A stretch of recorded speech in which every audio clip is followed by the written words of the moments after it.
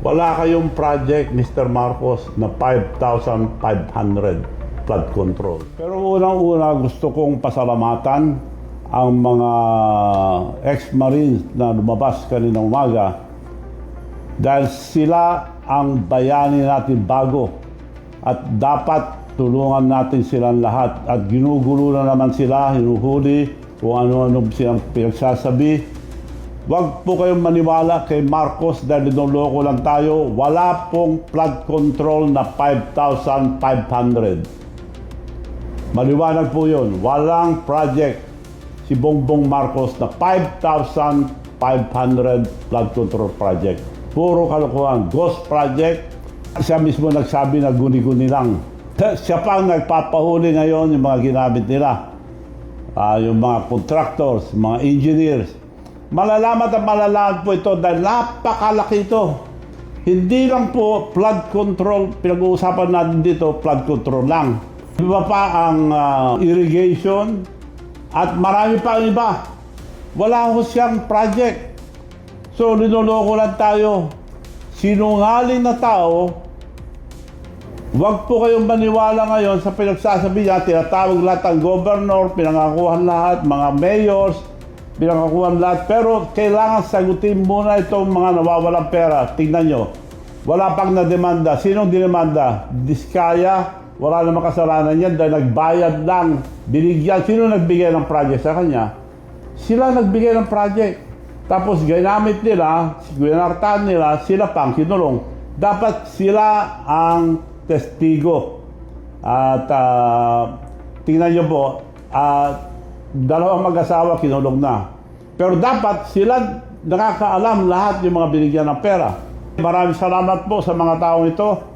Gusto kong pasalamatan ang mga ex-marine, Bernard Tube, Rosbert Wagpan, Benny Bolontade, Johnny Buduan, Rodante Orbilio, Renny Boy Julian, Christopher Icubel, George Villano Jr., Rodeo Romel Bubares, Hill Natividad Jr., Anselmo Taberdo, Walter Manalansan, Julie Cabiao, Romel Galapon, Cecilio Laruder Jr., Bernardo Guban, Crisoni Dado, Fidel Corpus.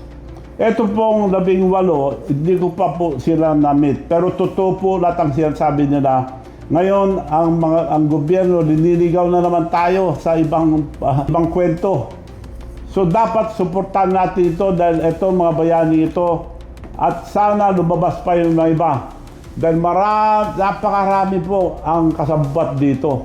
Po yung mga 18 at mayroon pang 12 lalabas at hindi lang 12 dahil mula nung umpisa pa, ang balita ko mahigit 200 taong ginamit magbuhat ng mga maleta pero mag-deliver sa iba-ibang tao. At sa susunod, sasabihin ko yung mga ibang na-deliveran. Halos lahat. Pero karamihan kay Bongbong Marcos. Siya ang gumawa lahat to, siya nagbibigay, siya kasabwat, siya mastermind. Kaya mga kababayan, magising po tayo, huwag tayong pabudol at intindihin natin mabuti itong bago nangyari. Mga bayani po ito, mga 18 at yung mga susunod pang lalabas, yan ang tunay na bayani ngayon dahil sila ang sasalba sa ating bansa. Wala na po mangyayari sa ating bansa kung walang lalabas na ganito. So nakikiusap po ako, hindi ko kayo kilala pero saludo po ako sa inyo. Pagpapasalamat ako. At sa lahat ng lalabas pa, kayo ang bagong bayani. Hindi namin magagawa po ito kung wala kayo. So tulong-tulong po tayo lahat para tulungan ang ating bansa dahil wala na po mangyayari. Mga matataas opisyal, involved lahat dito. Ito na ang pinakamalaking katarantaduhan na ginawa ng gobyerno. Wala nang lalaki pa rito. Halos involved lahat ang nasa gobyerno. So, hindi nila kayang papagtakpan. Nung una pa sinabi ko na, hindi nila kayang pagtakpan ito sa mahigit 200 taong ginamit na nagbuhat ng pera, nag-deliver lahat. nakikinig, alam ko nakikinig yung mga ibang nabigyan. Pasensya na po. Pero kailangan ituwid natin ang nangyari. Hindi pwede palampasin ito dahil malaking nakawan nito sa ating kaban ng bayan. Ang nagsabi nito si Bongbong Marcos, "Maya naman kayo," sabi niya. Walang hiya yan. Kasabwat siya, dalawa lang silang mastermind. Speaker Martin Romualdez, perskasi ni Bongbong ito, sila nag-uusap. Recruit nila si Saldico para gawin yung mga masama na pinagagawa.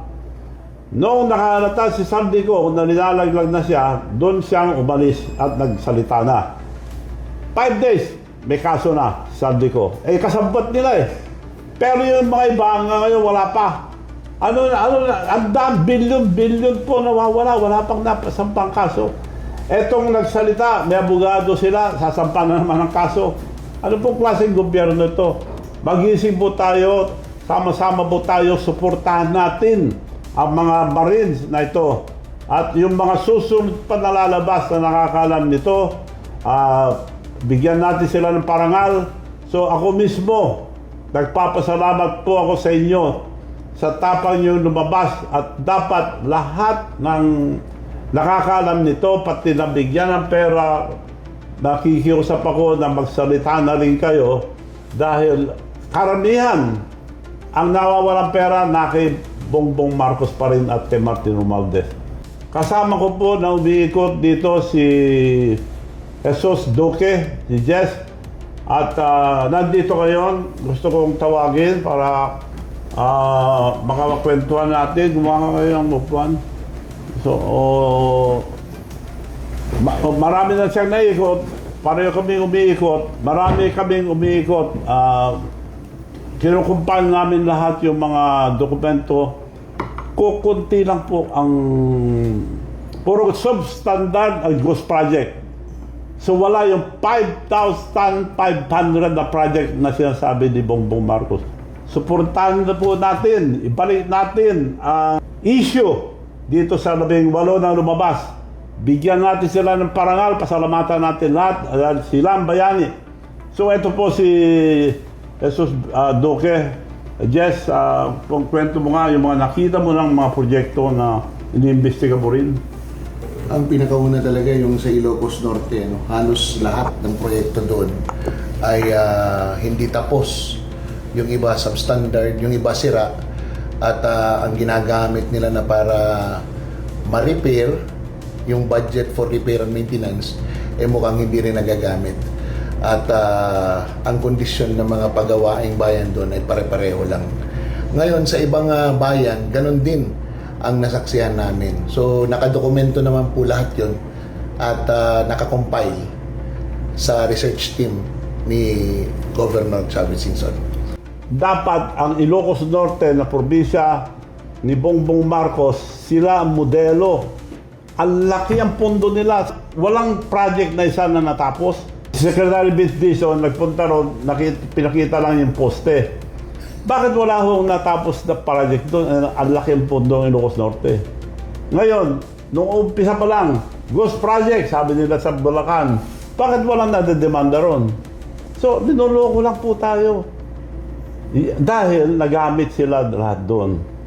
Ngayon, yung mga tunay na dapat na testigo, yun ang kinukulong. Balik po tayo sa flood control, nandyan lahat ang kalukuhan. Hindi lang yan, pero halos lahat po ng departamento meron anomalya. Dahil ang liwanag dito ang partisipasyon ni ang presidente ang sinasabi natin, Bongbong Marcos. Balik po tayo dito, huwag tayo paloko na baliwala ito. Hindi po siya, kasabwat siya rito. Number one, kung totoo siyang tao, paimbestigan niya si Martin Romualdez. Tinuturo na lahat ng tao na siyang binigyan ng pera. Bakit hindi niya imbestigahin? Dahil kasabwat si Bongbong Marcos dito. So mga kababayan, sama-sama po tayo. Bukas, tulungan natin yung mga mag-celebrate bukas ng EDSA 1. So kung pwede, lahat tayo lumabas po. At ipakita natin, suporta natin sa taong bayan at tulungan natin sila para mapatunayan na ang mga kalukuhan, wala na po ako nakitang kalukuhan na ganitong kalaki kundi ito. So tutukan po natin ito that totoo po ito, walang project si supposed to be Mr. President Bongbong Marcos. Sinungaling po, sinabi ng iba, napatunayan ko na sinungaling. Wala kayong project, Mr. Marcos, na 5,500 flood control. Ganun po kasimple ito. At huwag nyo nang lukuyin ang taong bayan. Pinatawag nyo na naman ilang kahapon, mga governors, mga mayor, bibigyan nyo naman ng pera. So, dinuloko nyo na lang ilabas. Kailangan lumabas yung mga iba pa, kasamaan itong mga Marines.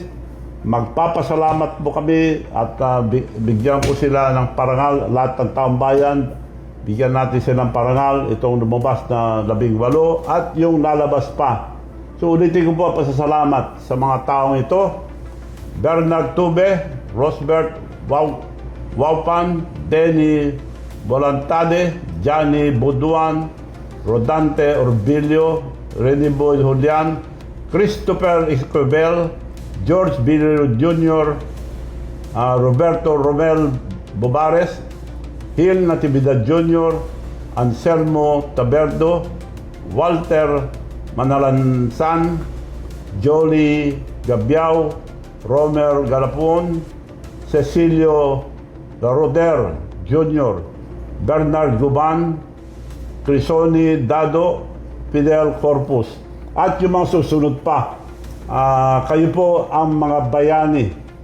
Ako talagang believe ako sa ginawa nyo at sana sundan kayo ng iba. Marami pong nakakaalam dito. Alam ko, mahigit 200. Kung lalabas pa yung 12 na sinabi nyo, 20 na yan, alam ko, lalabas din yung mga iba. Mas yun na nakapagbigay na po sa inyo yung mga magnanakaw. Kung gusto nyo ipagtanggol ang ating bansa, lumabas po kayo para sa kinabukasan ng mga kabataan. Maraming salamat po.